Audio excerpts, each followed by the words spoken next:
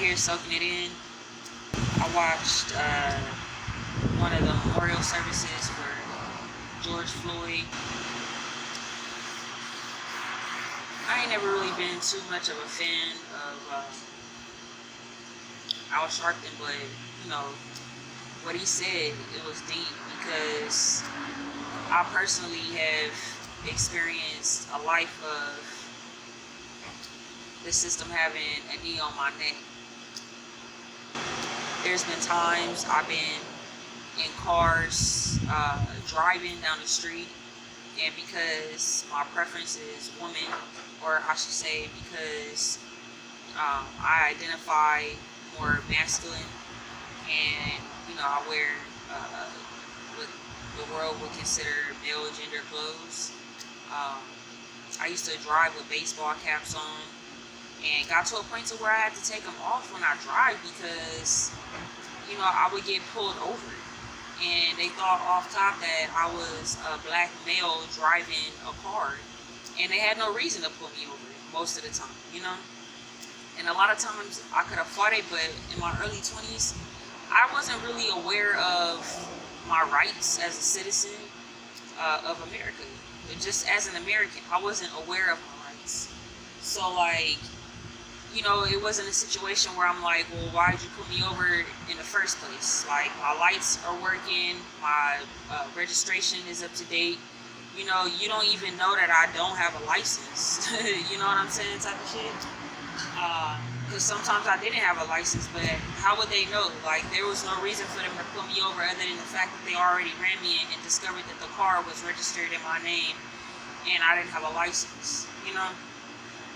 There was times where they would be driving next to me in those instances. They'd be driving next to me and they slow up and get behind me because they saw what they thought was a black male. There was times where I was drawn down on, pulled out the car by male police officers, and then one of the police was like, oh, that's a woman, that's a woman. They didn't know. You know what I'm saying? And it's like, that's fucked up. It's fucked up all across the board. I've experienced so much racism in my life, and I can't even sit here and act like I'm a victim. I refuse to be a victim. You know what I'm saying? Not only that, like 99% of the black race has been through it, you know?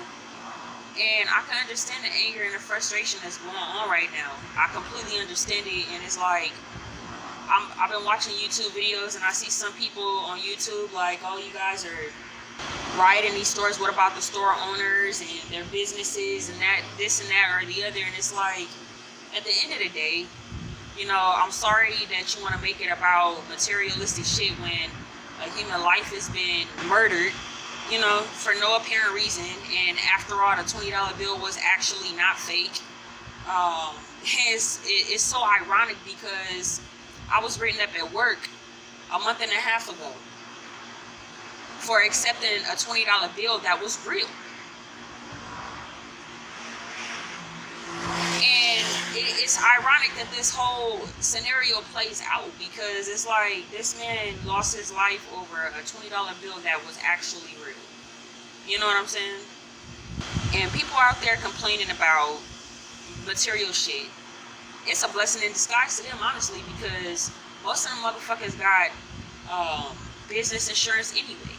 You know what I'm saying? Your businesses wasn't thriving and surviving through this COVID anyway.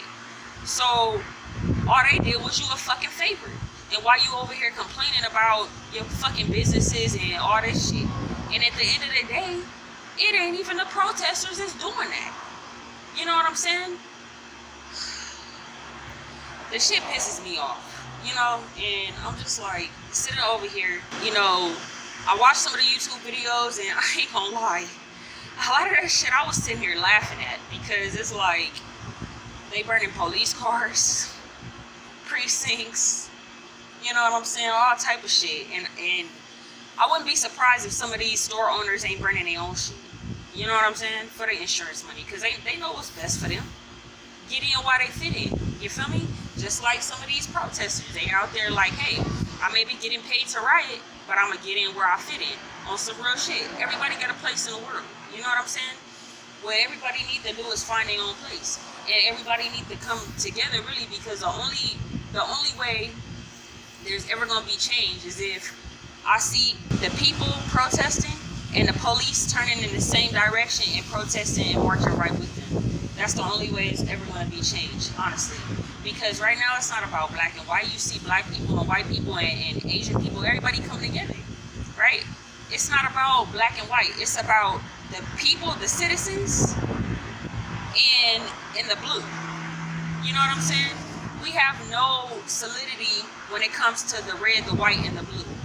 You know what I'm saying? And y'all can look up what the red, the white, and the blue stand for in the American flag. You know? There is no red, white, and blue. On the flag, they're all seen together. But are we all together? Nah, we not. And we wasn't never meant to be all together. It was never supposed to be the police protecting and serving and standing with us. Not from day one.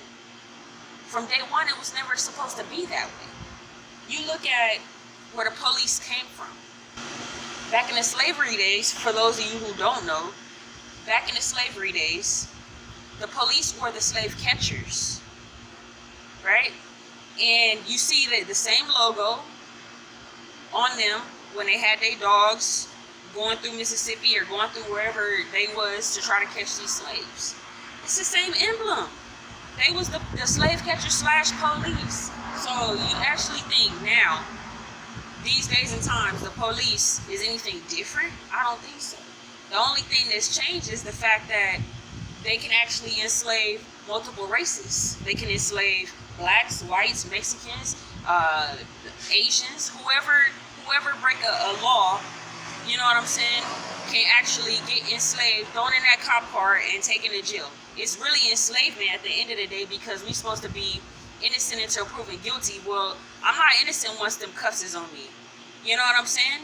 You're pretty much telling me I'm guilty when you slap them cuffs on me in the first place. Because once I get into the courtroom, I'm shove these papers and giving a public defender, you know what I'm saying? I have no voice behind these bars. The public defender is over here trying to work for their steps up the ladder, and then the DA is over here trying to convict people so that they can rise up the ladder also.